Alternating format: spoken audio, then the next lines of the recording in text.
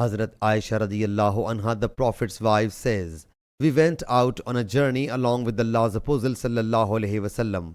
When we were at Baida or Dhatul Jaish, my necklace broke and got lost.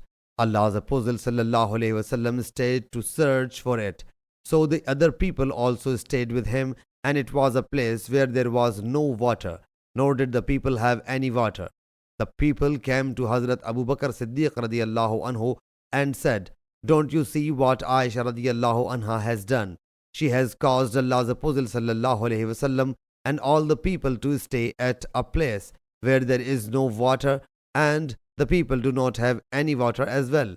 So Hazrat Abu Bakr radiyallahu anhu came while Allah's Apostle sallallahu alaihi wasallam was sleeping, nestling his head on my thigh. He said, 'You have detained Allah's Apostle sallallahu alaihi wasallam and the people, whereas it is a place where there is no water and the people do not have any water as well.'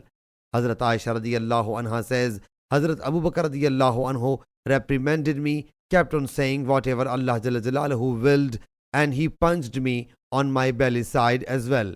But I did not move at all because Allah's Apostle sallallahu alaihi wasallam was taking rest, nestling his head on my thigh. So Allah's Apostle sallallahu alaihi wasallam awoke at dawn, whereas there was no water. Whereupon Allah Jalla Jalaluhu revealed the words of dry ablution. Hazrat Usaid bin Hudayr said, 'O Abu Bakr's progeny, it is not your first favor.' Hazrat Aisha radiyallahu anha says, 'When we caused the camel I was riding get up, the necklace was beneath it.' Sahih Bukhari, Hadith number 4607.